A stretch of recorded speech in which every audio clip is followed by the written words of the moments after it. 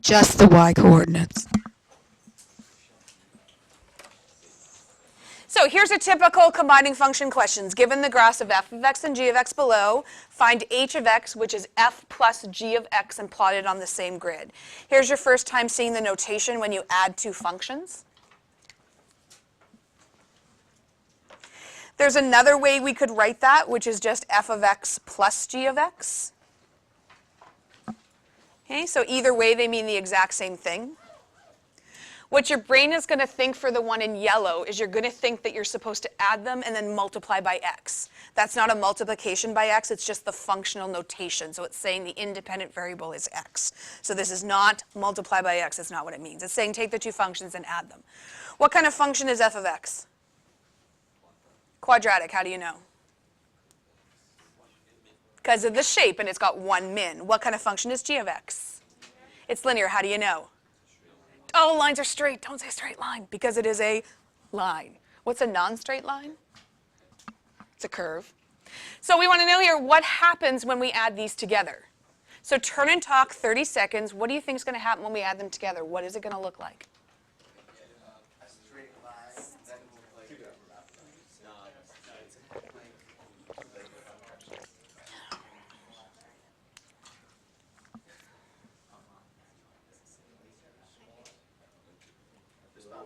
A line that is not necessarily straight is not a line.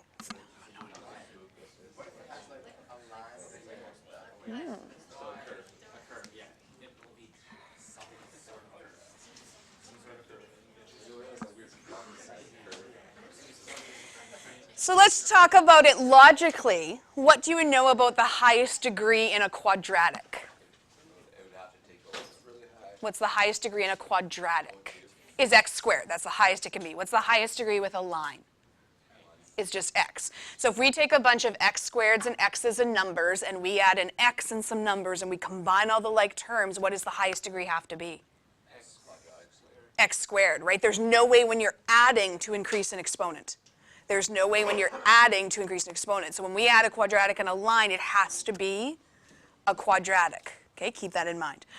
So when you do it graphically, what you want to do is pick any x values you want. It doesn't matter what kind of numbers you pick. Typically, we kind of go from some negatives. We tend to pick 0. We tend to pick some positives. Completely up to you. Give me an x value. Shut them out. Negative 2, I heard. 0, I heard. 1, 2. Negative 1. And as a left brain, you understand that they're not in order is like driving me crazy, but I'll get over it. I'll get over it. Let's just rewrite it in order.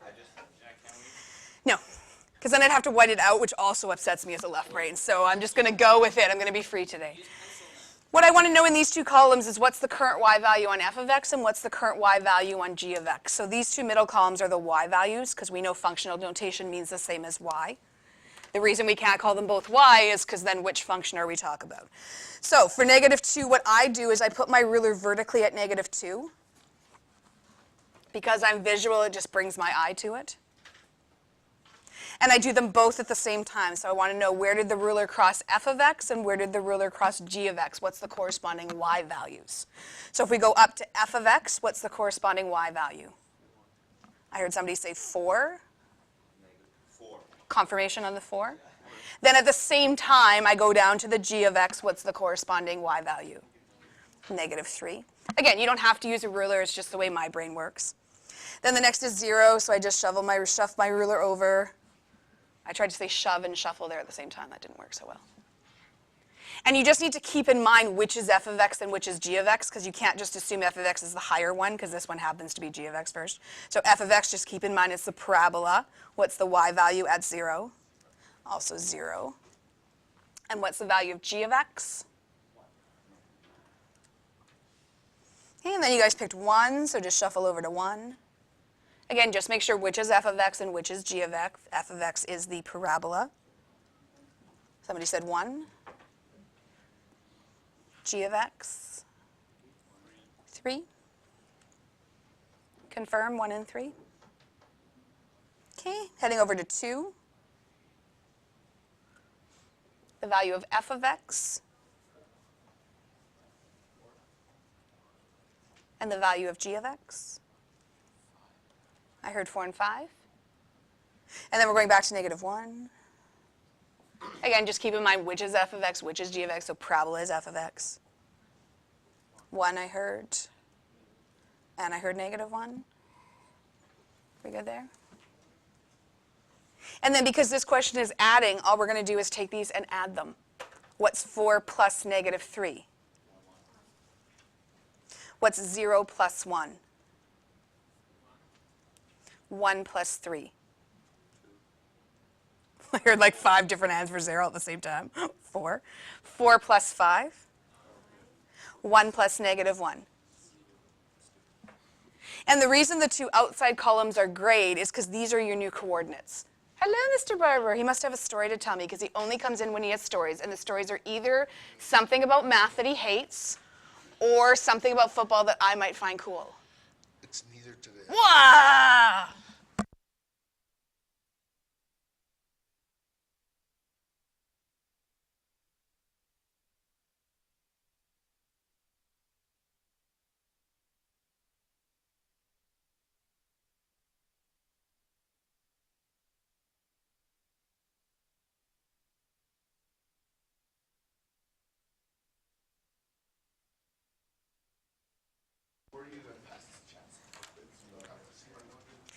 So again, the reason these two are grayed is because these are your new coordinates. The two middle ones we just used to get the final y value. So when you're making your own table on a test question or a homework question, you're looking at the outsides of the two we're going to graph. So the first point we're graphing is negative 2, 1. Actually, I'm okay with this because there'll only ever be one graph, so I'm okay whatever color. But if like your brain has to do it in red, I totally get that. 0, 1 is the next point. 1, 4. 2, 9.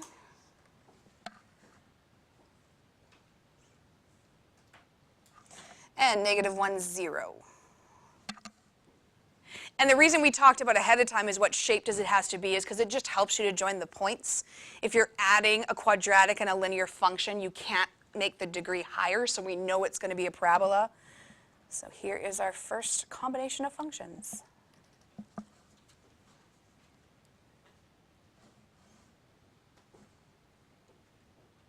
That's as hard as it gets. That's it. Sorry? Okay. Bye-bye, we're done. What do you mean go home? You just got here, Gunther. Just saying.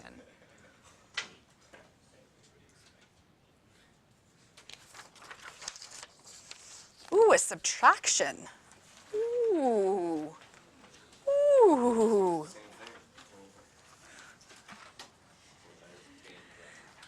Yeah, it's a little faint there, but we'll do okay. We can figure it out. So this is a subtraction because it's f minus g of x. Again, the other way they could write this is f of x minus g of x. They mean the exact same thing. Just like before, unless you realize that, what your brain is going to want to do is subtract and multiply by x. No, that's not what the function notation means. It's just saying x is the variable. So my line's a little faint, so I'm just going to draw it a little bit darker so it's a little bit easier to see. So what do you think is going to happen when we add a line to an absolute value? Turn and talk. What do you think is going to happen when we add a line to an absolute value?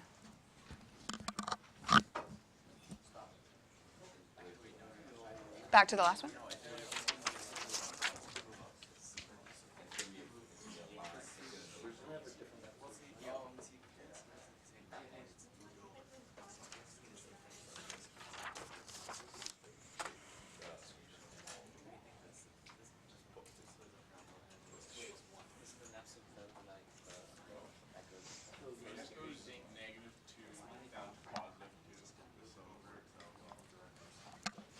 That was the offer. I just don't want you to think you always have to pick those points. You don't. You can pick any points you want. Just we tend to pick those ones, but we'll mix it up for the next one. Okay, so negative 2, again, just keep in mind which one is f of x, which one is g of x. It actually didn't matter on the last one because we were adding. Will it matter here? Yes, because subtraction, we know we can't just flip it and have it be the same. So f of x first, offer of negative 7. Yeah, the printer was a little bit faint there. G of x? Offer for g of x? Okay, go over to minus 1.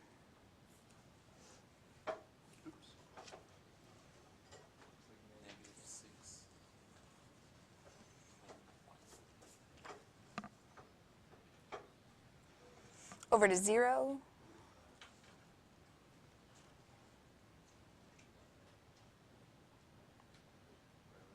That says a 5, but it's kind of a funny 5. Going a little fast here. Why does this keep going up by 1? Yes, because it's a line, so we know it's going to go up by 1, so negative 4. He almost said straight line there, almost, but he sucked it back in. I heard 1. And 2. Negative 3 and 2. Then what I like to do is, because what's going to happen is you're going to want to add, is I put a subtraction between each of these just to remind myself that this is subtraction, not adding, because the question asks for subtraction. If you don't need that, then don't feel you need to do that. Negative 7 subtract 2. Negative 6 minus 1. Negative 5 minus 0. Did that make you happy? Yes, apparently it did. Negative 4, negative 1. Negative 3, negative 2. Oh, that's kind of interesting. Okay, well, let's graph that and see what it looks like. Now I feel like I have to do it in red because you guys did the last one in red. So, with this table, what am I graphing? How am I getting points out of this? The first and the last. So this is the x-coordinate. This is my final y-coordinate. So minus 2 minus 9. Minus 1 minus 7. 0 minus 5. 1 minus 5. 2 minus 5. What the heck is going on here?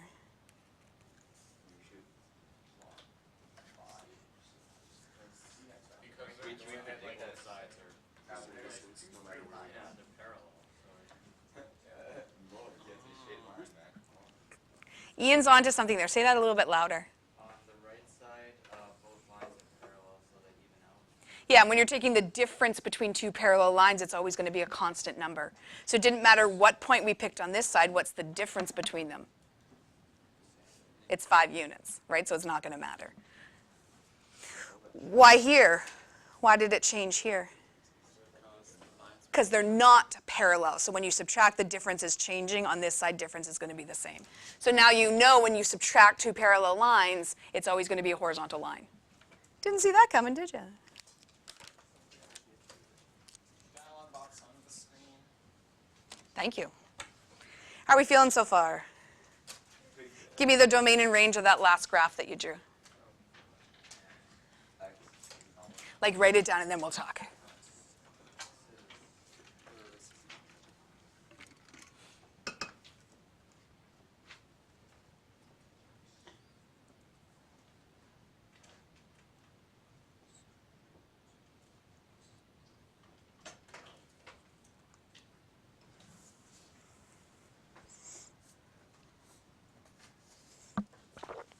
Offer for the domain?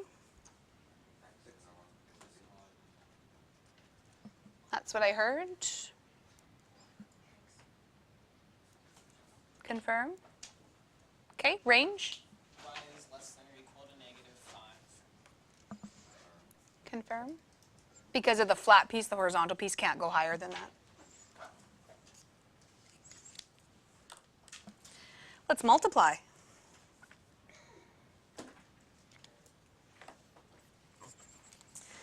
So the other way we could write this is just the two functions slapped together. So f of x, g of x is the same thing as multiplying.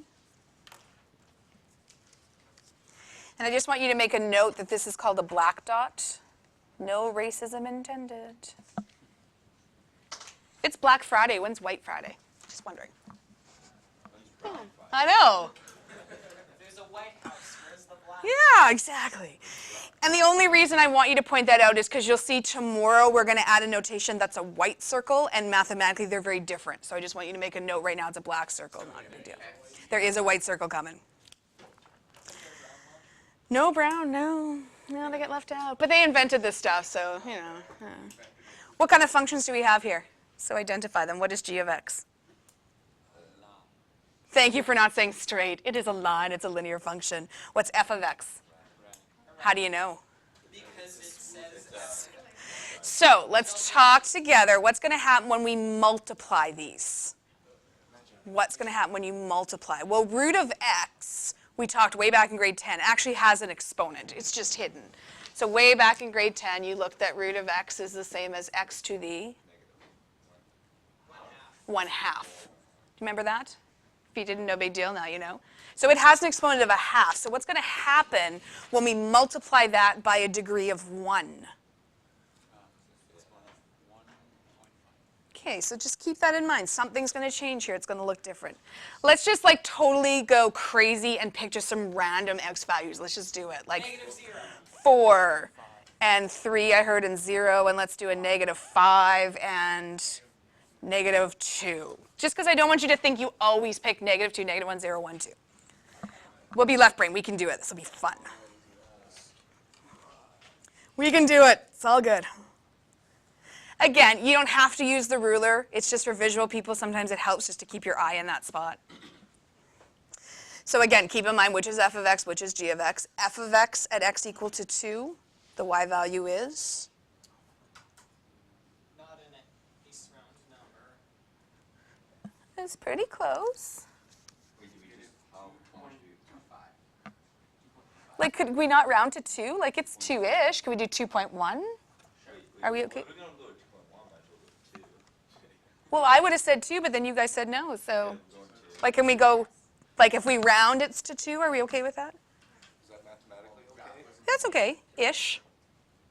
If we did this on the test, Well, because we don't have equations, right? Remember we said when we can do ish and when we can't do ish, we can ish the domain if we don't have the equations. But we do Here. have an equation. Well, but you're going to pretend that it's not in the top corner because I had to print it like that. Let's pretend that we don't. Otherwise, we have to do a bunch of solving equations. Yeah, want to do that. What's wrong with solving an equation? We just don't want to right now because we're going to do that when we do algebraically. So let's just not go there. Okay, what about g of x? I heard 1. Okay. Okay, 3.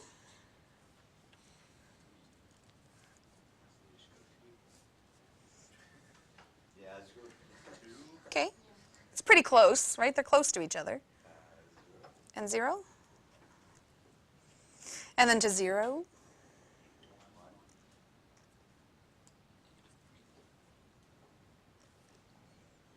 And then all the way to -5. This actually makes me happy that we're just all random. F of x. Okay, so undefined. You can put a line. You can put UND. You can put NA. You can put whatever. Just don't put 0. Put an X through it. I don't care. There's nothing for f of x that doesn't exist. -8. And then -2. Still undefined. -5.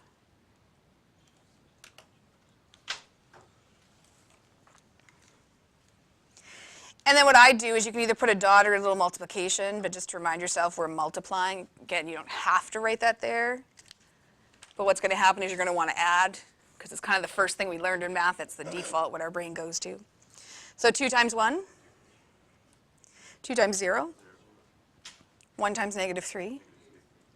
Undefined times -8. Undefined. If there's no graph, there's no graph. We can't multiply if there's nothing there. And undefined.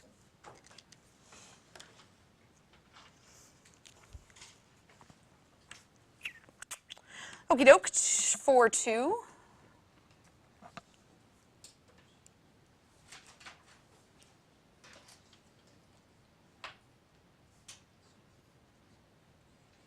Three, 0.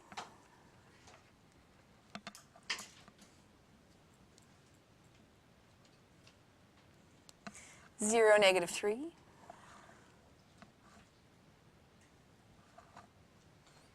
What the heck is this going to look like? So that's always the first question. Is it straight lines that we're joining the curves, or is it curves? Because here we use straight lines. Here, it looks like a curve. Well, these were both straight. That's why we did straight. If there's any kind of bend to either of the original, there has to be bend to this one. How funky is that? Can we do the thing that we did like last year where we just go off and just draw an arrow? Because we don't know the exact values, right? Yes. What do you notice about this point right here? Say that a little bit louder because you were onto something there. It's on 0 because one of them is on 0. Okay, so x-intercepts, what's going to happen down here? They will not change. Why? Because anything you multiply by 0 is going to stay 0. So just note, when multiplying functions, all x values will not change. If it's an x value on either one, or x-intercept on either one of the originals, it's going to be an x-intercept on the multiplication. That's not necessarily true with adding, subtracting, but it's true with multiplication. Well, this was just the x-intercept on g of x. Where's the x-intercept on f of x? So that also won't change. So take a look at the graph.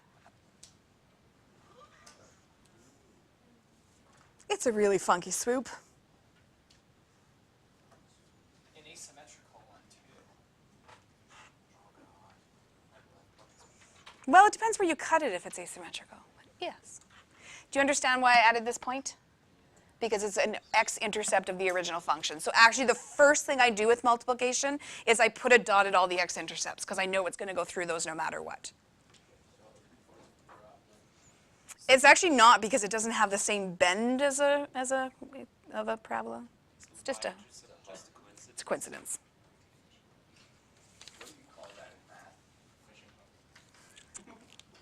Yeah, it doesn't really, funky graph. Well, that was great. That was fun, but let's do some algebra, because who doesn't love some algebra? It's 9:30 in the morning. Who doesn't love algebra at 9:30 in the morning? I'm with To find the sum, difference, product, quotient of two functions algebraically, you must add, subtract, multiply, or divide, then simplify the like terms.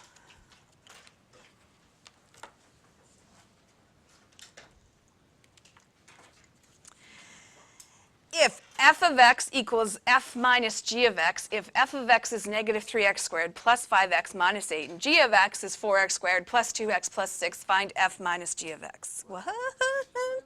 What? It's saying that take the two functions and subtract them. So I'm going to take f of x exactly the way it is.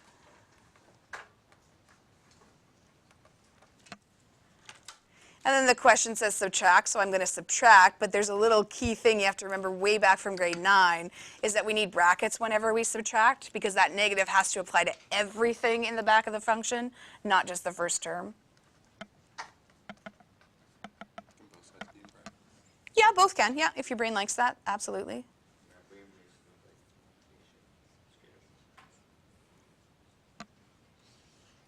So this, in essence, is a grade 9 question. This is saying just distribute the negative and then collect the like terms.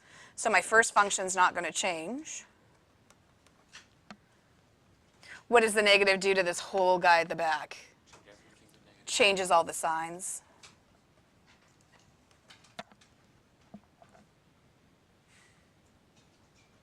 And then, just like grade 9, you collect all the like terms. So how many x squareds do we have? And how many x's do we have? And the constant? And that's all the question's asking for. That is f minus g of x. That's it. It's grade 9.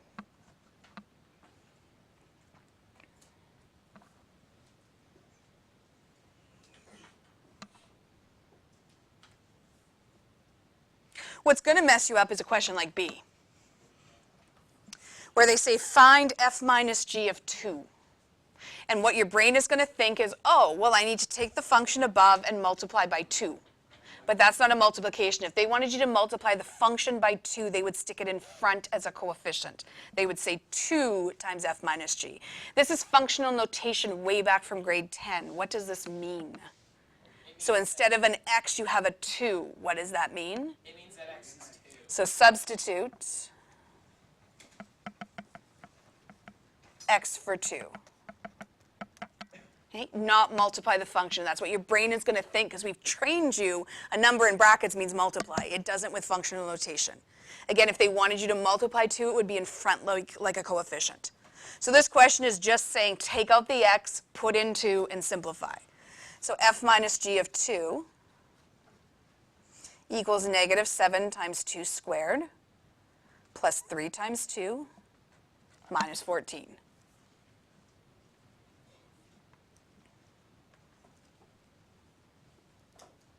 This is BEDMAS, just like we did last unit with remainder theorem, so exponent would come first, so 2 squared. 4, and then I'm going to do the multiplication right away, so 4 times negative 7.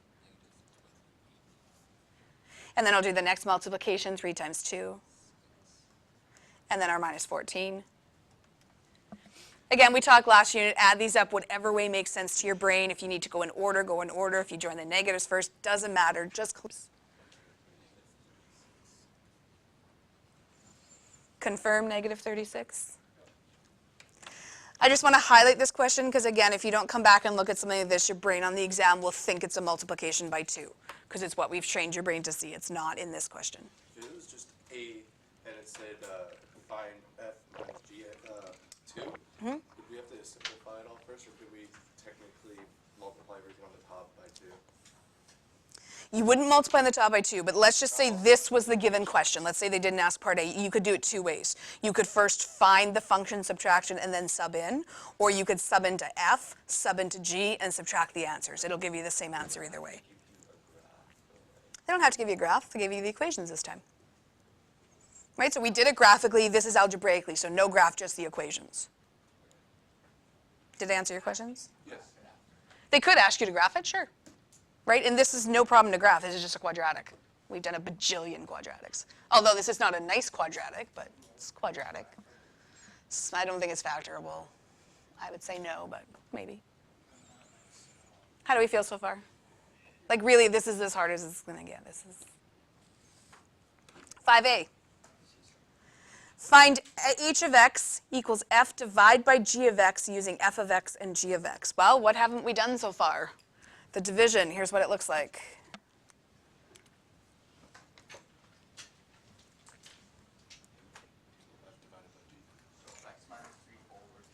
Yep, x minus 3 over.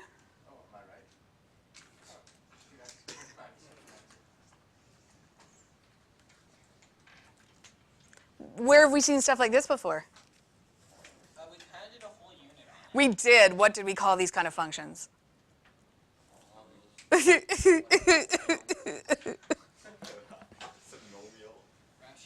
Rational. This is irrational. Because remember we talked the first 5 letters is what? And a synonym for ratio is a fraction. Remember unit 4? A little painful. If you could simplify, you would simplify. We can't. We just leave it. That's it. That's the division. What? State the NPVs? What are they talking about here? Well, we've done this 100 times last year. We did this in Unit 1 or Unit 4. How do you find NPVs?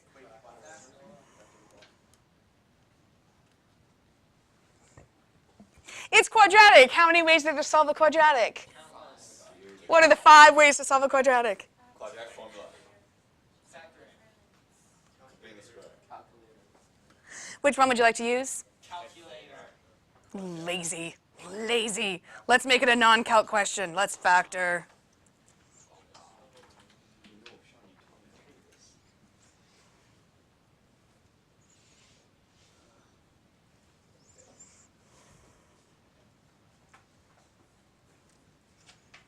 Is it 2x plus 1, x minus 3?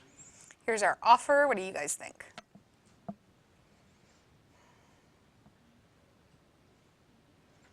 Yes, with a question mark at the end.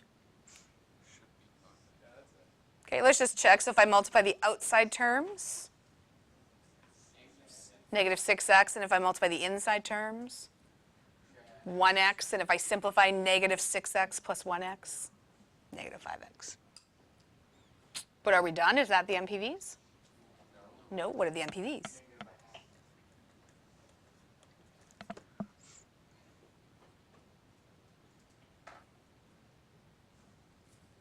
And there just happens to be a hole at 3 as well. There does happen to be a hole at 3. But the question didn't say to graph. But if it did, yes, there'd be a hole at 3. And what would be at negative a half? A VA. Ooh. Oh, and there would be an HA at the x-axis as well because it's case 1. This one is just really knowing what they're asking you for. What is this asking you for? It's saying go back to h of x, which is up here, and put 0 in for x. So 0 minus 3 on the top.